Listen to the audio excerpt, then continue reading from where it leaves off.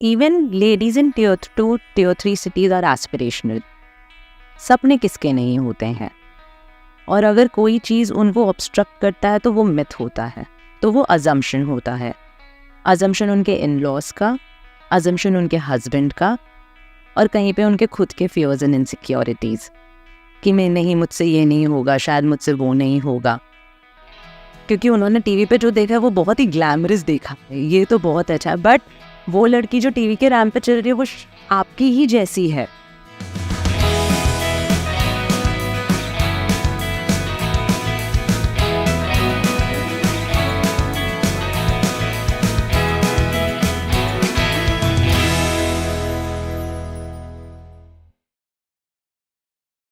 Hello दोस्तों, मैं doctor Yogendra Singh Rathore और आप लोगों के लिए लाया हूँ इनर वेलनेस ट्राइब का अगला एपिसोड। आज हमारे बीच में बेहद इंस्पायरिंग पर्सनालिटी मौजूद है। ये 2016 मिसेस इंडिया इन्होंने जीता और ये फाउंडर है मिसेस इंडिया इंक की और एक एजुकेशनिस्ट भी हैं। So please welcome Mohini Sharma ji on our show. Thank you so much, YSR, for having me here. It's an absolute honor and I'm so looking forward to this. So how it started Mohini, कब आपको लगा कि मुझे एक entrepreneurship की journey में जाना है, इसका सीड कैसे रखा गया? मुझे ऐसा लगता है कि जब हम शुरुआत करते हैं तभी हमारी प्लानिंग पूरी सेट नहीं होती, प्लानिंग रेडी नहीं होती। ट्रू। तो जब मैं शुरू कर रही थी मुझे ये नहीं पता था कि मैं एंटरप्रेन्योर जर्नी में अपने पहला कदम रख रही हूँ, पर एक पैशन था मेरा, एक सपना था जो मुझे खींच रहा था, और वो सपना था भारत को मिसेस वर्ल्ड का क्राउन दिलाना। क्या बात है। तो ये सपने के पीछे जो छोटा बच्चा कैसे किसी चीज़ के पीछे भागता है, तो वैसे मैं ये सपने के पीछे भागती चली गई। मेरा जो पैशन था, मेरा जो डिज़ायर था, वो मुझे खींचता ले गया, और आज मैं यहाँ पर खुद को एज एन एंटरप्रेन्योर देख रही हूँ। तो बस शुरुआत एक प्यास से हुई, एक सपने से हुई, एक उत्सुकता से हुई, और आई थिंक वो सपना पूरा भी कर लिया अब तो आपने। वो सपना पूरा हो गया है 2022 में।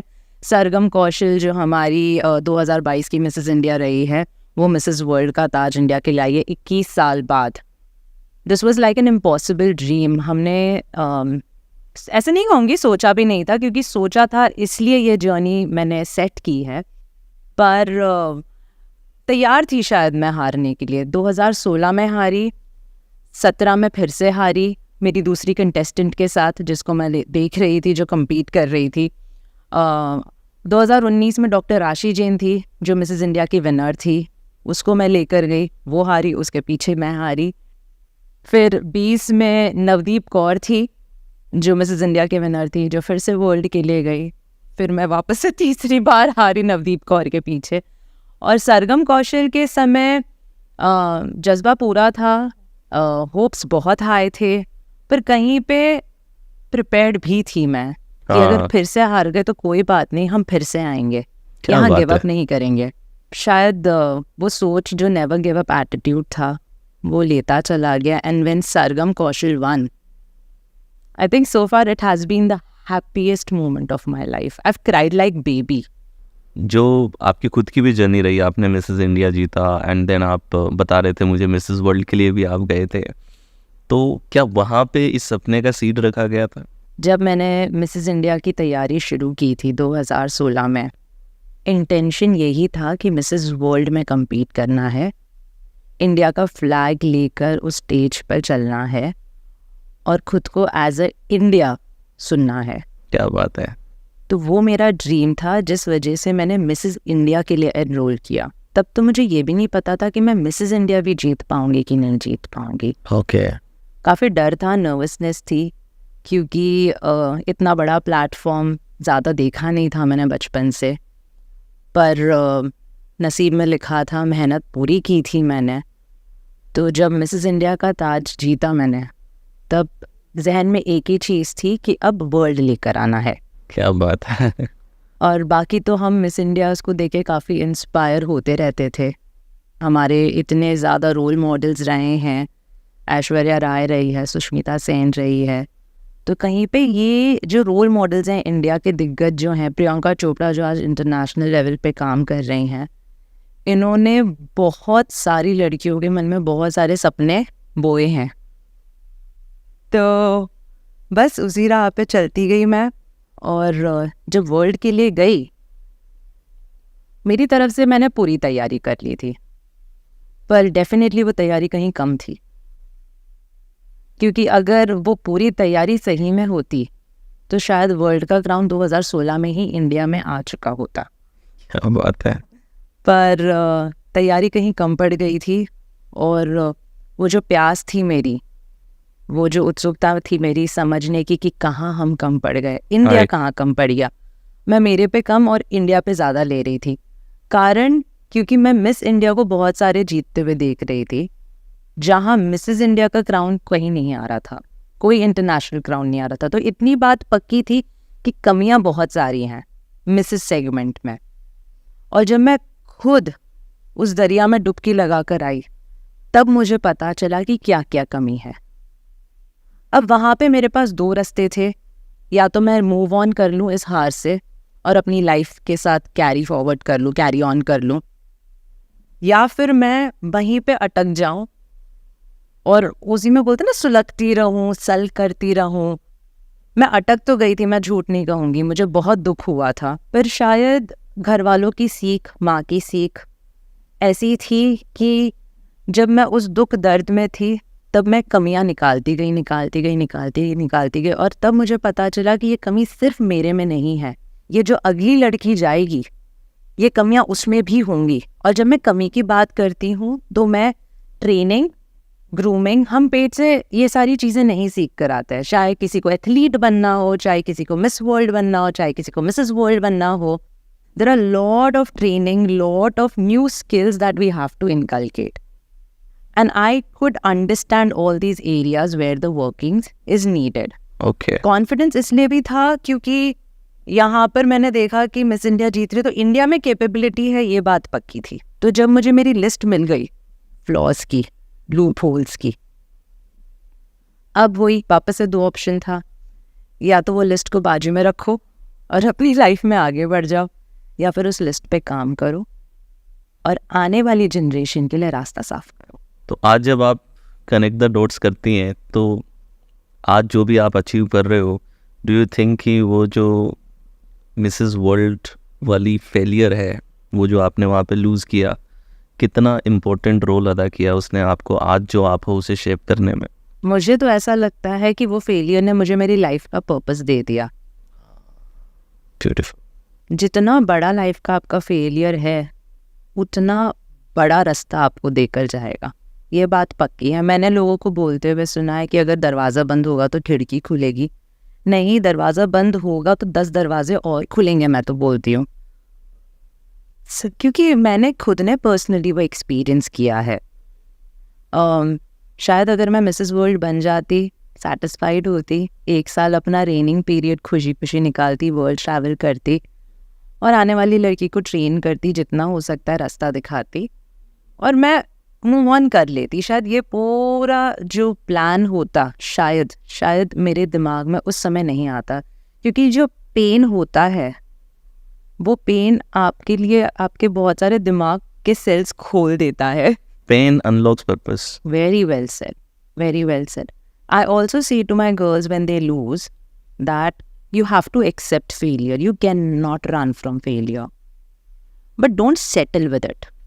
There is a difference between accepting and settling.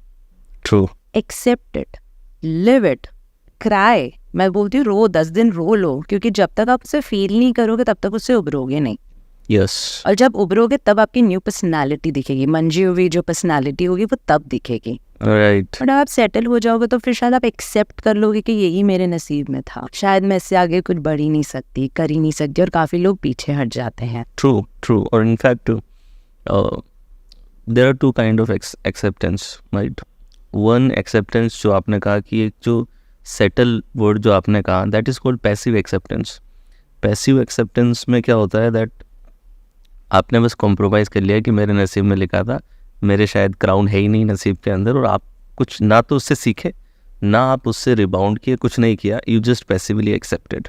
ये आपको कुछ समय के लिए साइकोलॉजिकल कंफर्ट दे सकता है, ठीक है, बट इस सिचुएशन से आपको एक बेहतर इंसान बन के नहीं निकालेगा। और सेकेंड है डायनामिक एक्सेप्टेंस। डायनामिक एक्सेप्टेंस में you don't reject your reality, आप अपनी रियलिटी को रिजेक्ट नहीं करते हैं, you completely embrace it. Inclusion, dynamic acceptance is about inclusion, that you include it as a part of your reality, and then you learn your lesson, and then you take some action about it. So what you did is basically dynamic acceptance, and you are teaching people as well. So that's a good thing. Your questioning personality is also important. Questioning mind is important. आपने जो कहा कि जब वहाँ से निकलना होता है, where you have to be a better personality, also in that acceptance phase you have to continuously question, Right. which I feel I did and I've seen girls doing. कहाँ कम पड़ी, कहाँ हम रह गए पीछे, क्या हमने कम कर दिया. और उनके जब जवाब मिलते हैं तो वो आपको सिर्फ पैजेंट जर्नी में नहीं बट काफ़ी टाइम आपकी ओवरऑल लाइफ को भी ट्रांसफॉर्म करते हैं. So true. क्योंकि हम ऐसे ऐसे फ्लॉज हमारे आइडेंटिफाई करते हैं. मैं बोलती हूँ कि pageant journey is a self journey for females, True. Because when they stand and when they see 70 contestants, तो 70 कंटेस्टेंट्स जब वो देखती हैं तो हर एक कंटेस्टेंट उसके अंदर का एक इनसिक्योरिटी जगाता है. इसके बाल अच्छे हैं, इनडायरेक्टली आप बोल रहे हो मेरे बाल खराब है. इसकी स्किन अच्छी है, इनडायरेक्टली आप बोल रहे हो मेरी स्किन खराब है. True. ठीक है, आप तारीफ कर सकते हो, बट अगर आप किसी फियर के साथ वो कॉम्प्लीमेंट दे रहे हो तो कहीं पे आप अपने में वो कमी ढूंढ रहे हो. सो मैं बोलती हूँ कि आपकी पैजेंट जर्नी एक सेल्फ डिस्कवरी की जर्नी है. The day you think I am the best, she is also good in our area, but I know I am the best, I am the unique. That's when you have completed your journey, and that's where it really doesn't matter if you won the crown or lost the crown, because you won the pageant journey, you won the life journey. So true. And this is what helps in all other areas of your life. So when you were starting, like generally in India, parents का कितना support रहा आपको, और आपके environment से कितना strong support आया? Especially 2 journey आपने की है, पहले अपनी individual as a Mrs India, and then I think entrepreneurship में तो फुल सपोर्ट रहा होगा, बिकॉज तब तक आपने कुछ प्रूव किया था. बट वो जो इनिशियल पार्ट था, did you feel any resistance? Yes, I did. I won't lie. My dad belongs from Haryana background, and इससे ज़्यादा मुझे लगता है बोलने की ज़रूरत नहीं है. तो डैड हरियाणा में ही पले बड़े हैं. ओके. और हमारे यहाँ लड़की छोरी ऐसा नहीं करती, छोरी वैसा नहीं Right. करती. पढ़ाई भी हो गई तो बहुत बड़ी बात है. पूरी ऐसे बैकग्राउंड से मैं हूँ, पर उसी के ऑपोजिट मम्मी बॉम्बे की बॉर्न एंड ब्रॉट अप है. She is MA B.Ed. She was principal with the government school. She exactly knew the value of education. She exactly knew what women are capable of. So मेरी mom का सबसे बड़ा support रहा है, और आज तक मेरी मॉम का इनक्रेडिबल सपोर्ट रहा है. इनक्रेडिबल, सोच के बाहर. मैं शब्दों में नहीं बयां कर सकती. आज भी बिजनेस में कभी अप्स एंड डाउन्स आ जाते हैं, mom is there to sit and listen. Right. And the moment I speak to her, I think things just subside. सब कुछ एकदम ऐसे लग जाता है कि नेग्लिजिबल है, कुछ प्रॉब्लम ही नहीं है. So coming back to your question, right, कि अपना स्ट्रगल रहा है मेरा, और डैड ने कभी अलाउ नहीं किया. I always wanted to participate in Miss India, but father was never okay with it. And then when I opted for this journey, he accepted, because उनको भी पता है कि एक एज के बाद आप ज़्यादा रेस्ट्रिक्शंस नहीं डाल सकते बच्चों. एंड देन जब बिजनेस स्टार्ट हुआ, अब dad belongs from a business background, right, तो थोड़े बहुत हेजिटेशंस थे. बट जब नाम होना शुरू हुआ इंडिया में, सोसाइटी में, कम्युनिटी में, then they are proud. then they are very proud. They are the happiest then, right? Then they are very Yes. proud. And I am glad that I could make them proud. I am glad that girls like me, my pageant winners, my contestants are opening path for new generation girls. We are setting standards. We are proving that girls are capable of many other things even after getting married. So as a woman entrepreneur, आप क्या ऐसे unique problems देखती हैं जो कि typically women entrepreneurship में ही आते हैं? मतलब एज अ मेल आप एंटरप्रेन्योरशिप में जा रहे हो तो वो देखने नहीं मिलेंगे, लेकिन आपकी जर्नी में आपको देखने मिले हो. वैसे तो मैं काफ़ी फेमिनिस्ट हूँ और इस पे मैं शायद ज़्यादा जस्टिफाइड आंसर ना दे पाऊँ, क्योंकि मुझे पहले भी काफ़ी मेरी टीम मेंबर्स पूछते हैं कि आप being a boss you interact with lot of men outside and there must have been lot of hesitation. Now the background where I have born and brought up, it is a male dominated background. Yes. So now when I step out in the business world and I see male domination, it doesn't surprise me first of all, because there's nothing new to me. Okay. I would say in a way I got habituated with it and I know how to tackle it. Okay. The only reason I've been able to tackle it because I've accepted it. मुझे पता है, it doesn't surprise me, it doesn't upset me, ना ही वो मुझे trigger करता है कि ये ऐसा क्यों है, वो ऐसा क्यों है, वो ऐसा क्यों है. This is how it has been. I notice when men becomes extra gentle, extra caring, extra comforting. I notice that and I really appreciate that. Now, to be honest, you've been very kind. Okay. Since I've met you, you've been exceptionally great personality. And Thank you. such personality leaves a mark. Right. Women were taken lightly few years back. The ideas, the concept, the proposal that they used to bring on table, जो भी वो proposition लाती थी वो काफ़ी lightly लिया जाता था और इतना preference नहीं दिया जाता था. Whereas आज बहुत सारी ladies ने बहुत example set किए हैं, इस वजह से हमें इतनी difficulty नहीं होती है. इसका मैं यही आंसर दूंगी. काफ़ी सारे रोल्स में आपको रहना पड़ता है, ठीक है, पर्सनल लेवल पे भी, प्रोफेशनल लेवल पे भी. सो how do you manage that? उन सभी रोल्स और रिस्पॉन्सिबिलिटीज़ को आप कैसे मैनेज करते हैं? क्योंकि कई बार मेल के साथ में एक एडवांटेज होता है कि अगर उसको एक रोल मिला है, कि बाहर का रोल मिला है, तो he is only living that one role. उसमें उनका मेहनत है जो भी है. But as a women I have seen many of my students are women as well. So I've seen even if they are succeeding, still they have their own challenges because आप as a woman अगर entrepreneur भी हैं तो जो family responsibilities हैं वो आपसे फिर भी expect की जाती है.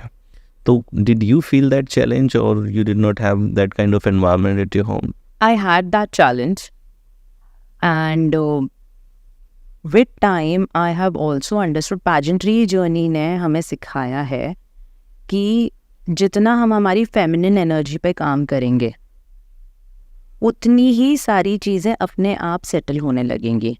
If I try to be masculine I will face issue. I am born female and I have to embrace my female energy. When I say feminine energy is more of receiving. I can't be doing everywhere. Right. And that's where society also gets offended when women does a lot. Okay. Now, when I say we don't need to do a lot, doesn't mean that we are not working for what we want. We have a very feminine energy, has a very different way of inviting things. Okay. We carry that energy, we carry that aura. And the reason I'm able to explain this is because we are in the pageant industry, where female energy, where feminine energy dominates. So yes, masculine energy is needed to an extent. Right. And this has also helped me to excel in a spiritual realm, which has improved my overall personality, where I don't try to do things, extra effort nahi dalti. I accept reality. If it's meant to happen, it will happen. तो जब challenges आते हैं तो I do accept it कि हाँ ठीक है ये challenge है, and then I take a back seat. Lovely. I don't dive into it. I don't try to fix things. I don't, no. Things will settle. वो अपने आप होता है. You just have to be in your highest divine power. Yes, I think जो आपका gift है आप उसी को एम्पावर कर रहे हो, राइट? Actually, सबके अपने स्ट्रेंथ होते हैं, तो जितना वो अपने स्ट्रेंथ पे काम करेंगे उतनी उनकी जर्नी ईजी होती है. इस इंडस्ट्री को लेकर के कुछ अगर आप बाहर देखें तो is there any myth about the industry? जब सपोज कोई न्यू कमर है जो इसमें आगे बढ़ना चाहता है, एज अ पार्टिसिपेंट आगे बढ़ना चाहता है, तो क्या चैलेंजेस आपने देखे हैं जो पार्टिसिपेंट्स फेस करते हैं? ज़्यादातर क्या ऑब्स्टिकल्स वो फेस करते हैं और मिथ क्या क्या है इंडस्ट्री को लेके? बहुत सारे मिथ हैं, एंड आई थिंक आपका जो प्लेटफॉर्म है वो इस तरीके से ये मिथ को डिकंस्ट्रक्ट करता है, क्योंकि हम एक बहुत ही साधारण भाषा में बात करते हैं जो Tier 2 और Tier 3 सिटी के लेडीज़ को, जेंट्स को समझे. ट्रू. जो भी इंडस्ट्री अनटैप्ड होती है या अनएक्सप्लोर्ड होती है उसी के बारे में मिथ्स ज़्यादा होते हैं. True. And I'm glad that, we have taken this topic up and we are talking about this because even ladies in tier 2, tier 3 cities are aspirational. सपने किसके नहीं होते सबके हैं. हैं, yes. और अगर कोई चीज़ उनको ऑब्स्ट्रक्ट करता है तो वो मिथ होता है, तो वो अजम्पशन होता है. अजम्पशन उनके इन-लॉज का, अजम्पशन उनके हस्बैंड का, और कहीं पे उनके खुद के फियर्स एंड इनसिक्योरिटीज़ कि मैं नहीं, मुझसे ये नहीं होगा, शायद मुझसे वो नहीं होगा. क्योंकि उन्होंने टीवी पे जो देखा है वो बहुत ही ग्लैमरस देखा है, ये तो बहुत अच्छा है, बट वो लड़की जो टीवी के रैंप पे चल रही है वो आपकी ही जैसी है. हाँ, छत्तीसगढ़ से भी विनर रही है, इंदौर से भी विनर रही है, रायपुर से भी विनर रही है, जम्मू कश्मीर से भी विनर रही हैं. ज़्यादातर यहीं से रही हैं हमारी विनर. दिल्ली और मुंबई की तो इक्का दुक्का ही रही हैं. विंग कमांडर भी विनर रही है, गायनोकोलॉजिस्ट भी विनर रही है, हाउस वाइफ भी विनर रही है, टीचर भी विनर रही है. क्या बात है. ये जो हमारी विनर्स हैं वो ट्राई करती हैं ऑडियंस से कनेक्ट करने का, ताकि हम ये मिथ ब्रेक कर सकें. और ये मिथ यही है कि मुझसे नहीं हो पाएगा, मुझसे रैंप वॉक नहीं हो पाएगा, मुझसे कम्युनिकेशन नहीं हो पाएगा, मैं स्टेज की ऑडियंस को नहीं फेस कर पाऊंगी, ज़्यादा से ज़्यादा कुछ भी नहीं तो मैं मेरे इन लॉज को नहीं समझा पाऊंगी कि मैं That's a कितनी big केपेबल thing. हूँ. वो Yes. सबसे बड़ा चैलेंज है. मैं मेरे हस्बैंड को नहीं समझा पाऊंगी, तो और इन लॉज को यही लगता है कि वो इंडस्ट्री में पता नहीं हमारी बेटी से, हमारी बहू से क्या करवाएंगे, कहाँ ले जाएंगे. तो वहाँ तो मतलब अकेले ट्रेवल करने देना भी एक बड़ा इशू है. फिर कपड़े उनके लिए बड़े इश्यूज हैं. So many things are there. But being Mrs. Segment, there are a lot of things that we take care of because we are representing India. India is a country of tradition, culture, and I think it's our responsibility to carry that tradition and culture. Also, I believe that females are the one who should carry this. That's the strength of feminine, another strength of feminine energy. We carry the family values, we carry the culture and tradition of India, and we are also responsible to represent millions of married Indian women on that stage. Big responsibility is. बहुत बड़ी responsibility. Swim suit के round होते हैं और जहाँ पे compulsory होता है वहाँ पे लड़कियाँ पहनती भी हैं, और काफ़ी लड़कियों ने पहली बार भी पहना है. मुझे कुछ दिन पहले ही मैसेज आया था, मैम स्विम सूट पहनना पड़ रहा है एक विनर का. तो मैंने मजाक में बोला आदत नहीं है तो घर पे पहन के घूमना शुरू कर लो, आदत हो जाएगी तो कॉन्फिडेंस आएगा. मैंने क्या मैम आप तो मजाक कर रहे हो. Right. उस डिस्कम्फर्ट के अंदर फिर कॉन्फिडेंस को कैरी करना, तो how do you do that? Means आप तो ट्रेन भी करते हैं, right? You have training institute हमारे एज वेल. ट्रेनर्स हैं, but then I supervise the complete training. Yes. तो what is the solution to this? Like आपने बहुत अच्छे से कहा कि हस्बैंड हो सकते हैं, इन लॉज हो सकता है, खुद की इनसिक्योरिटीज हो सकती हैं. So how do you help them to overcome those obstacles? God only help those who help themselves. First of all, person like me, I'm just a medium here. मैं सिर्फ एक जरिया हूँ, और उनका जो पैशन और डिज़ायर होता है, इंडिया को रिप्रेजेंट करने का पैशन, वर्ल्ड टाइटल लाने का पैशन, उस पर हम थोड़ी थोड़ी घी डालते रहते हैं वो फायर में. और जहाँ वो हमारा काम है सिर्फ, जैसे जैसे हम थोड़ी घी डालेंगे आग बढ़ेगी, एक नई पर्सनैलिटी उभरेगी. फायर खुद की होना ज़रूरी है पहले. और यहीं हमारी विनर हम उठाते हैं. तो सब पूछते हैं आप अपनी विनर कैसे सिलेक्ट करते हो? राइट. खूबसूरत तो ये भी थी पर ये नहीं जीती, पर्सनालिटी तो इसकी भी स्ट्रॉन्ग थी पर ये नहीं जीती. और तब हम बोलते हैं कि हम वो एनर्जी और ऑरा ढूंढ रहे हैं जो खुद को नहीं, जो सोसाइटी को भी बदलने की हिम्मत रखे.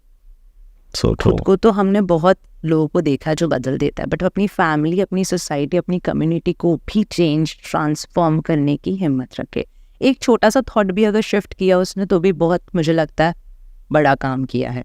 सो ऐसे कुछ एग्जाम्पल आपने देखे जहाँ पे फैमिली में बड़ा रेजिस्टेंस था, still somebody was rebellion and they came and after they one everybody got happy and they accepted? ऐसी कुछ स्टोरीज हैं? एक तो मैंने अपना ही बता दिया आपको. एक तो आपका खुद का हो ही गया. यस.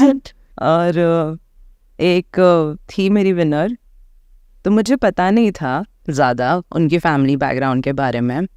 उन्होंने जब एक टाइटल जीता उसके बाद उन्होंने मुझे बताया कि उनके हस्बैंड का एक्स्ट्रा मैरिटल अफेयर है। ओके। और इस वजह से वो इतनी निराश थी और इतनी अपसेट थी और उनका डिस्कनेक्शन होने लगा फैमिली से और हस्बैंड से, और इसलिए नया रास्ता ढूंढने के चक्कर में वो मिसेस इंडिया में आई। ओके। और यहाँ पर उनको इतना डिस्कम्फर्ट में कंफर्ट मिल गया, वो इतनी मेहनत करने लग गई दिन रात, क्योंकि जब ट्रेनिंग जो हम बोलते हैं वो इतनी आसान नहीं रहती है।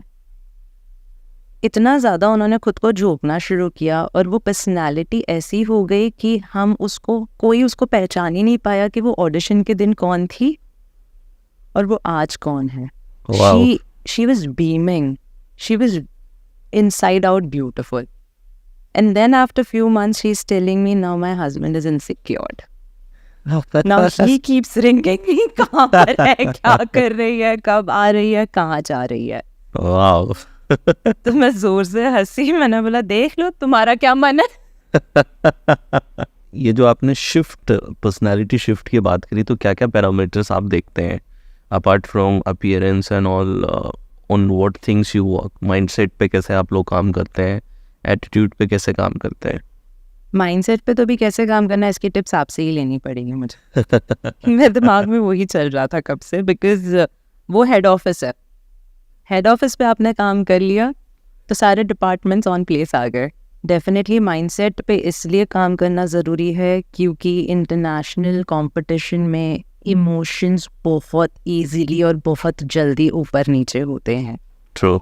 One moment you are hyper happy, you are motivated, right? Second moment you are low in confidence, कोई चीज़ आपको दिख गई, किसी ने आपको कुछ बोल दिया, कोई थोड़ा रेसिस्ट हो गया आपके साथ, and you have suddenly lost everything, and then all negative thoughts gush in your head कि नहीं मैं तो नहीं जीत पाऊंगी, मेरे 6 महीने वेस्ट हो गए, मैंने इतना सब कुछ किया, यही जीतेगी वही जीतेगी, होता है। Females are known for over thinking. So एक काम और कंपोस्ट पर्सनालिटी मेंटेन करने के लिए throughout the competition, definitely your right mindset is very important. The way you work on your body personality, your appearance, the way you present yourself, right. तभी हम बोलते हैं कि ग्रूमिंग ट्रेनिंग, आपकी appearance बहुत ज़्यादा इंपॉर्टेंट होती है। पैकेजिंग ही अट्रैक्ट करता है किसी इंसान को।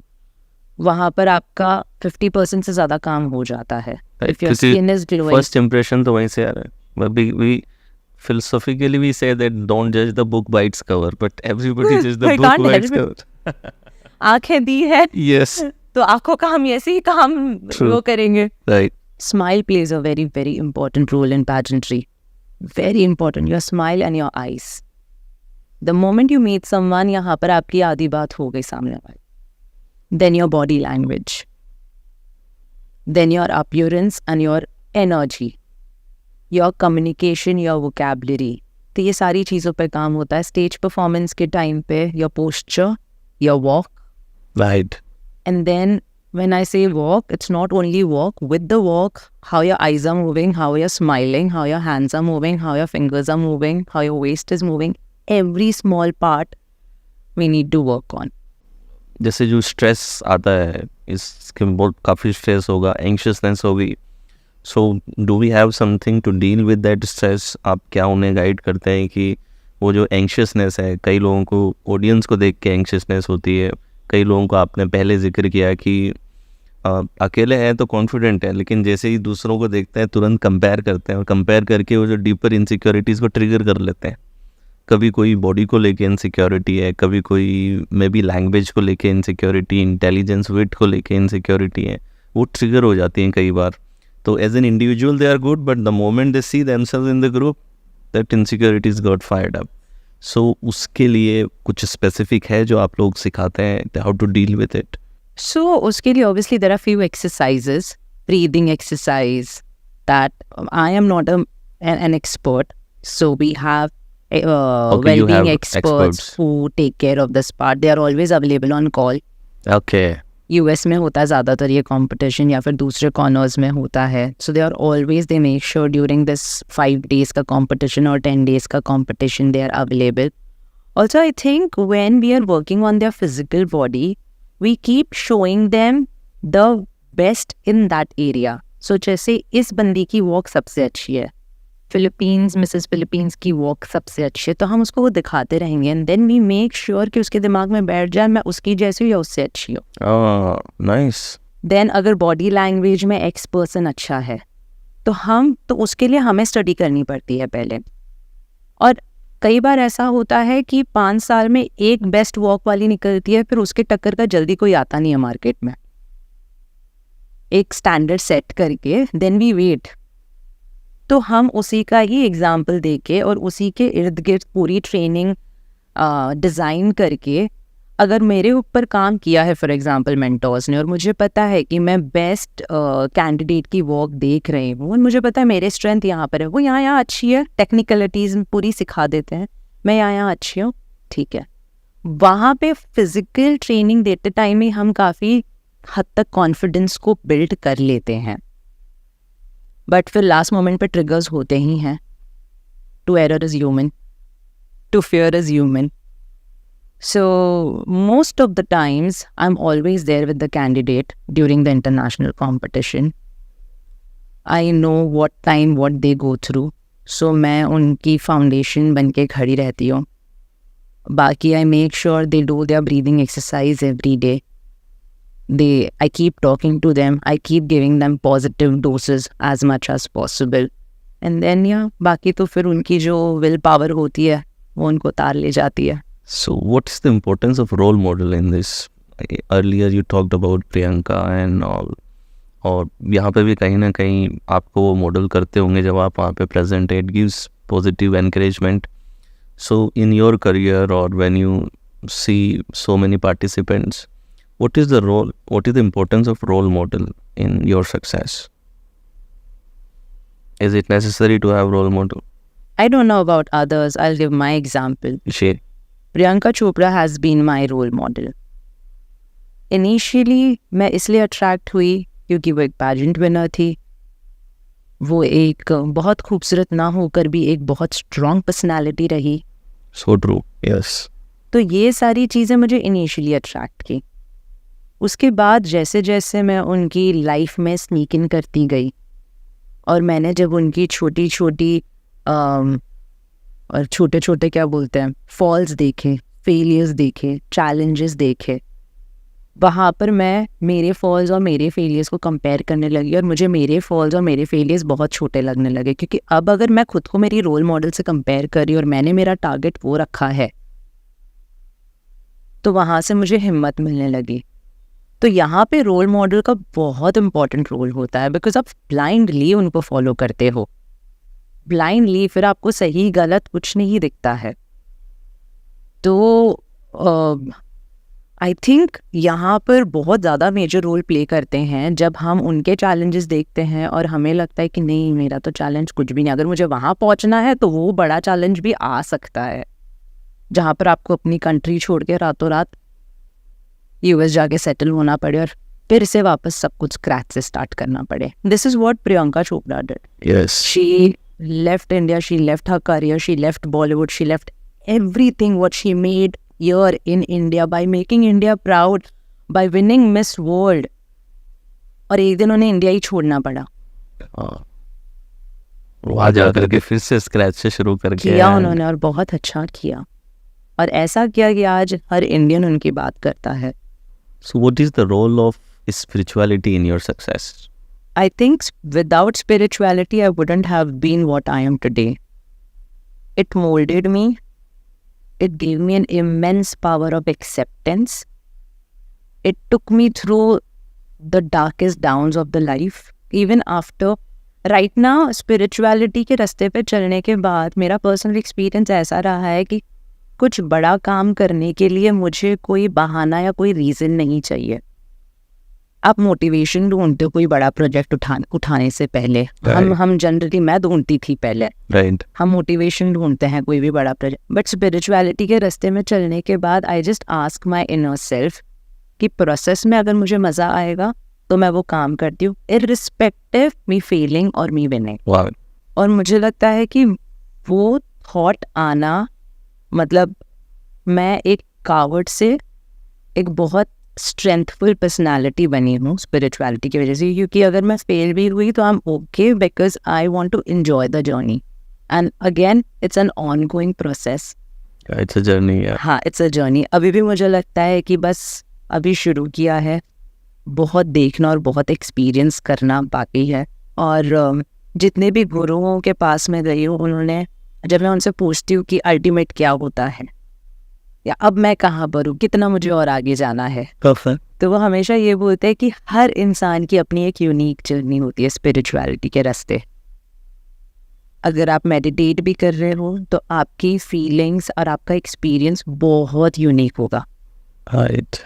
मैं मेरे साथ वाली से नहीं पूछ सकती कि तुझे क्या फील हुआ, अच्छा मुझे ये फील हुआ। It has to be different because we all are different unique human beings and more you embrace it, more you're graceful about it, more you'll experience it more.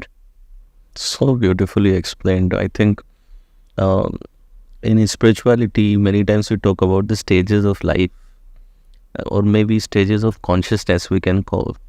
So one stage is victimhood. So many people are trapped in that consciousness where blame or complaint is their coping mechanisms. Right? So the one who is stuck in victimhood consciousness, अब ये हमेशा अपनी life में failures का जो result नहीं मिल रहे हैं उसका हमेशा कोई ना कोई बाहरी एक्सटर्नल सोर्स ढूंढ रहा है जिसको वो ब्लेम कर सके। वो ट्रू। ठीक है। And will find so many people around us जो लगातार ब्लेम ही उनकी लाइफ का कोपिंग मैकेनिज्म्स है कि मैं अपने बिजनेस में आगे इसलिए नहीं बढ़ रहा क्योंकि मार्केट ख़राब है, कस्टमर समझता नहीं है मुझे, मैं नौकरी में इसलिए आगे नहीं बढ़ रहा है क्योंकि बॉस ख़राब है मेरा, ऑफिस में पॉलिटिक्स है। तो सबसे पहले ये इमीडिएट एनवायरनमेंट को देखते हैं जिसको ब्लेम कर सकें। वो नहीं मिलता तो then they go for intangible things, luck, time, सितारे ख़राब है, कुंडली ख़राब है और शायद भगवान ही नहीं चाहता कि मैं सफल बनूं। सो उस लेवल तक लोग चले जाते हैं। फिर सेकंड स्टेज में जो लोग हैं कॉन्शियसनेस जिनकी थोड़ी सी इवॉल्व्ड है, ये अवेयरनेस या फिर अचीवर कॉन्शियसनेस में है। यहाँ पे इंसान के अंदर ये अवेयरनेस है कि मैं अपनी डेस्टिनी क्रिएट कर सकता हूँ। I am not the product of my circumstances, I can create new circumstances, I can set my goal and I can achieve those goal. तो आप एक अचीवर कॉन्शियसनेस में हो। मगर इस स्टेज में भी प्रॉब्लम यह है कि आपकी हैप्पीनेस सोशल ब्लूप्रिंट से आती है। सोशल ब्लूप्रिंट है कि आप कितने कैसे कपड़े पहन रहे हो, कितना कमा रहे हो, कितने आपके घर हैं। तो your happiness is always conditional, it is always dependent on fulfilment of some external condition कि अगर ये हुई तो मैं खुश रहूँगा, अदरवाइज मैं खुश नहीं रहूँगा। तो अचीवर कॉन्शियसनेस में भी एक पॉइंट के बाद में ज़िंदगी लड़ाई जैसी लगने लगती है कि आप हर रोज़ लड़ रहे हो, स्ट्रगल कर रहे हो और बहुत वॉर चल रहा है जैसे। और फिर थर्ड स्टेज आती है surrender stage. Now surrender stage is you are achieving in that stage, but you are not attached with the outcome. Okay, for you success is not coming from the social blueprint. Your success is coming from alignment. That how much aligned I am with my purpose, with my true values. What I am doing is meaningful or not? Is it creating impact? Is it making difference? And then your difference, meaning, fulfillment, this becomes your priority. You enjoy, as you said, your journey is what you enjoy. Now you will get more result in that stage. इस stage में आप ज़्यादा actually achieve कर रहे होते हो बाकी stages से। मगर यहाँ पे ज़िंदगी लड़ाई नहीं लगती, यहाँ पे खेल लगता है कि that's a play, it's not a war. And different चीज़ें आपके लिए मोटिवेशन का फैक्टर बन जाती हैं। और टॉप स्टेज है awakening. Awakening is the stage where awakening is like unity consciousness, that you are in oneness state. Oh yeah. Right. तो it's oneness, like so victimhood is like कि आप एक बोट में हो ओशन में और आप एक्सपेक्ट कर रहे हो कि समंदर की लहरें धीमी रहे, सूरज ज़्यादा तेज ना चमके, You try to control everything. हवा ना चले। आप ऐसी चीज़ों को कंट्रोल कर रहे हो जो आपके कंट्रोल में भी नहीं है। अवेयरनेस में आपके पास में रोवर्स हैं और अब आप ओशन भले ही तेज है, हवा तेज है, लेकिन आप चप्पू चला रहे हो और जैसे तैसे करके अपनी डायरेक्शन में फिट होने की कोशिश कर रहे हो। सरेंडर में आपने ना वो सेलिंग सेट कर दी है जिससे आप विंड की पावर को यूज़ करके एफर्टलेसली आप मूव कर रहे हो। और अवेकनिंग में आप आप ही ओशन हो, आप ही बोट हो, आप ही सनलाइट हो. So oneness. That unity consciousness आपके अंदर इवोक हो चुकी है, दैट वननेस की स्थिति आ गई है. सो आई थिंक जैसे मैंने काफ़ी सारे लोगों को यहाँ पे इंटरव्यू किया, तो ज़्यादातर जो एक फुलफिलिंग वे में जो लोग सक्सेसफुल हो रहे हैं, mostly they are in surrender state. They were at one time in, कभी ज़िंदगी में विक्टिमहुड में भी रहे, कभी अचीवर में भी रहे, but their consciousness kept evolving, उनकी कॉन्शियसनेस इवॉल्व होती रही. So when you said, I think you are in surrender right now, right? Oh, That- wow. That you're not Oh, attached with the wow. outcome, you're enjoying your journey. So that's a beautiful place to be in. And awakening, maybe one day we unlock that stage. Wow. Coming from you is a great compliment now. Yes. It's a great thing. Amazing. एक myth जो मुझे लगता है कि बाहर से लोगों को, जो लोग फैशन इंडस्ट्री में हैं, लोगों को आई थिंक ये एक मिथ रहता है, they are more materialist, right? ही material and outer appearance and this is their value system. But यहाँ पे आप एक बिल्कुल एक डिफरेंट पर्सपेक्टिव ऑडियंस को आप दे रहे हैं, that it's not just about the external thing, that how much depth you have in your personality, that is also important. Very important. और जब आप ग्लैमर और मटेरियल के वर्ल्ड के बीचों बीच बैठे हो, आपने खुद को बहुत पुश किया, आपने बहुत जद्दोजहद की. जैसे आपने बोला था first stage, victimhood stage. Yes. Victimhood stage ने आपको कितना पेन दिया है. अगर आप वो पेन को आइडेंटिफाई कर रहे हो और आपकी सोल में ग्रोथ की अर्ज है, Right. that's when you set yourself on a path where you are curious and you're trying to find an answer, because you're not settling with that victimhood stage. Right.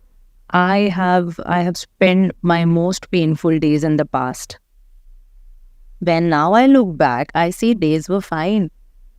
Days weren't bad compared to the recent situation sometimes we see in our business, जो बहुत major downs आता है.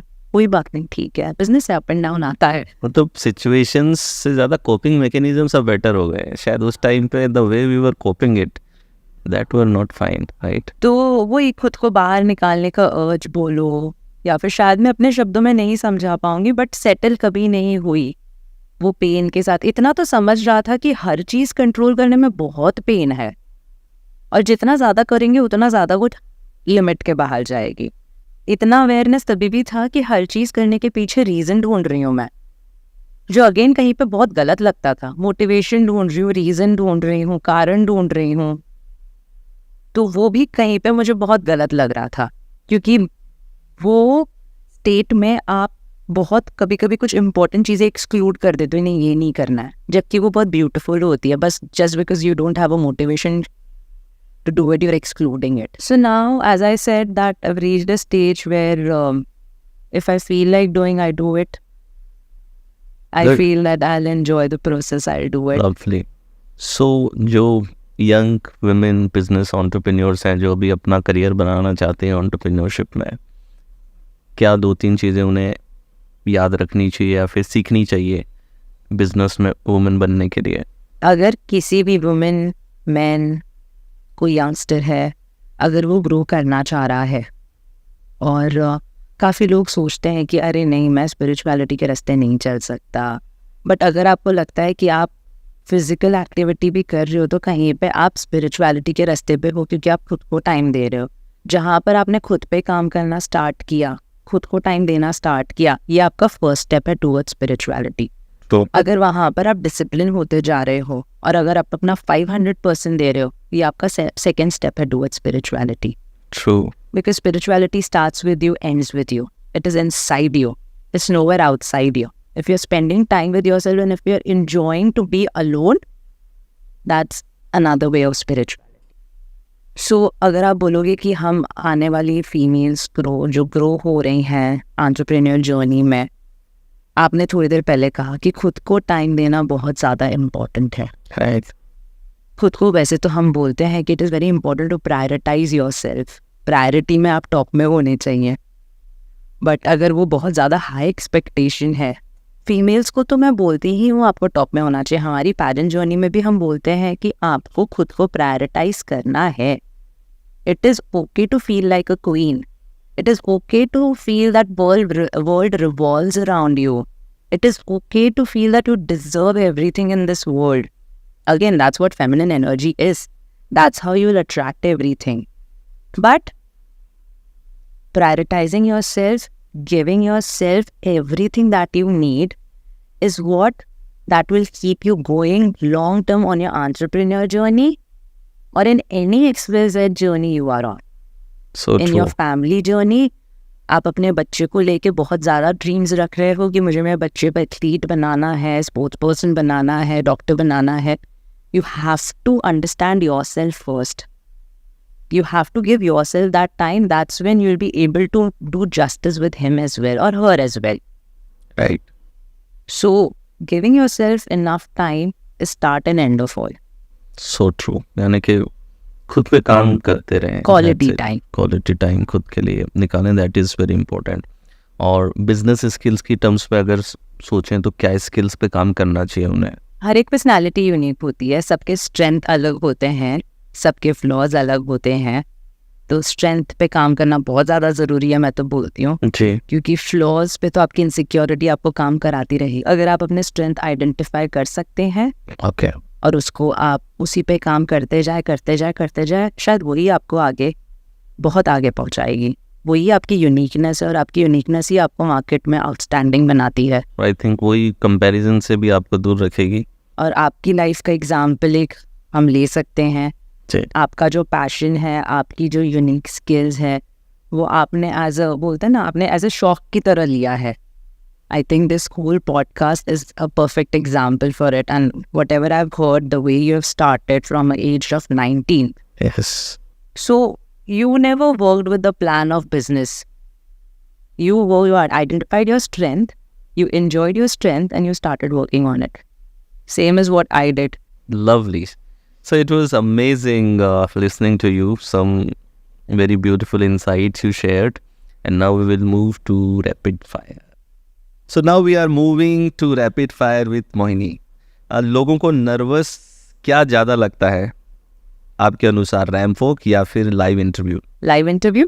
आपकी entrepreneurship journey का सबसे funny या unexpected twist? Kept working for years. वो दिन के लिए काम कर रही थी जब मिसेस वर्ल्ड का क्राउन इंडिया में आएगा, मिसेस वर्ल्ड का क्राउन, और उसके पीछे आई थिंक 8 साल मैंने अपना सब कुछ लगा दिया. The moment I won that crown, next moment I started feeling empty. No doubt वो मोमेंट पे I was crying and I was happy. वो moment was fulfilling. I was happiest I would say. Next moment I had this question, what next? Beauty industry के बारे में एक ऐसा myth जो आप तोड़ना चाहती हैं? कि ब्यूटी सिर्फ आउटर है और इंटरनल नहीं है. आउटर ब्यूटी तभी आएगी जब इंटरनली ब्यूटीफुल हो. एक सक्सेसफुल वुमेन लीडर में सबसे इम्पोर्टेंट क्वालिटी क्या होती है आपकी राय में? मुझे लगता है कि एक सक्सेसफुल वुमेन एंटरप्रेन्योर में एक डिवाइन फेमिनाइन एनर्जी होनी बहुत ज़रूरी है. बिकॉज वही फीमेल का सबसे बड़ा स्ट्रेंथ है और वही उसको मेल से अलग बनाता है एंटरप्रेन्योर फील्ड में. अगर आपको एक दिन के लिए किसी सेलिब्रिटी का इंस्टाग्राम हैंडल संभालना हो तो वो कौन सा सेलिब्रिटी होगा और आप उसके अकाउंट पर क्या पोस्ट करेंगे? I would like to have Elon Musk account. आगे मुझे कुछ बोलने की जरूरत ही नहीं है. लवली. इनर पीस और आउटर अचीवमेंट्स में आपका क्या पर्सपेक्टिव है? It has a very proportionate correlation and it needs to have. आपकी पूरी लाइफ में बहुत ही proportion correlation होना चाहिए इनर पीस और आउटर अचीवमेंट्स में. अगर आपका आउटर अचीवमेंट ज़्यादा होने लगा और इनर पीस कम होने लगा, जो अक्सर हमारे साथ होता है, वहाँ पे हमारी लाइफ में इम्बैलेंस आना शुरू हो जाता है. अगर आपको एक सुपर पावर मिले तो वो क्या होगी और क्यों? I think I would like to understand the whole concept of quantum physics. Tap the untouched power of nothingness so that I can feel like a god. आपका टाइम ट्रेवल का सपना है? Question mark. आप कौन से युग में जाना चाहेंगे अगर ये पॉसिबल हो तो? है, और आई थिंक शायद मैं महाभारत के युग में जाके सारा नॉलेज एब्जॉर्ब करके आना चाहूँगी. बचपन से लेकर अब तक का आपका सबसे यादगार लम्हा? दिल से कह रही हूँ कि हर वो लम्हा जो मैं मेरी मॉम के साथ गुजारती हूँ मेरे लिए बहुत स्पेशल. फटाफट चूज कीजिए. साड़ी या gown for gala event? Gown. Daily diary writing या quick digital notes? Daily diary writing. Large social gatherings या कोजी कॉफी डेट? फिलहाल के लिए तो cosy coffee date. Morning yoga session या evening walk? Morning yoga session. एक ऐसा person जो आपको इंस्पायर करता है? Priyanka Chopra, as I said. एक वुमेन को अपनी पोटेंशियल अनलॉक करने के लिए टॉप 3 सीक्रेट्स क्या होने चाहिए? उसकी दुनिया में, उसके बबल में वही क्वीन होनी चाहिए, वही टॉप नॉच पावर होनी चाहिए. एक ये. दूसरा, उसको ट्रस्ट होना चाहिए that anyone and everyone can work for her और can work in her favour. वो ट्रस्ट यूनिवर्स पे और अपने सराउंडिंग पे बहुत ज़्यादा ज़रूरी है. Third, action. No fear to action. ऐसे 2 माइंडसेट जो वुमेन को लेने की ज़रूरत है आज के ज़माने में. To accept the insecurity and flaws that we have. सबसे पहला प्रॉब्लम तो ये है कि औरत को सबसे पहले अपनी कमी दिखती है और उसके बाद उसके स्ट्रेंथ दिखते हैं. तो मैं ये नहीं बोलूँगी कि अपने स्ट्रेंथ पे फोकस करो, मैं ये कहूँगी कि कमी दिख रही है तो उसको एक्सेप्ट करो. तो एक ये माइंड शिफ्ट ज़रूरी है. दूसरा माइंड शिफ्ट ये है कि अगर कोई बहुत आगे बढ़ गया है तो उसकी कैपेबिलिटी को और उसकी सक्सेस का उसको क्रेडिट दो. ओके. क्योंकि काफ़ी फीमेल्स ये दूसरी फीमेल्स के साथ नहीं कर पाती. So final message before we wrap up, any final message that you want to give to our audience? Entrepreneurial journey has been very beautiful, very fulfilling, and it has given me everything that I wanted in my life, only because the whole journey is surrounded around me and my purpose. My purpose has always been to fulfill myself and my soul. मैं जब तक बाहर के reasons के पीछे भागती रही, motivation के पीछे भागती रही कि इस कारण की वजह से मुझे ये करना है, उस कारण, तब तक मुझे ज़्यादा चैलेंजेस आए. तो आई थिंक अगर आप खुद को सेट कर रहे हो अपने जर्नी पे, तो आप इंटरनल पर्पस ढूंढो कि आपकी सोल क्या चाहती है, आपका दिल क्या चाहता है, आपका मन क्या चाहता है और आप क्या करना एंजॉय करते हो. I think then there is no looking back.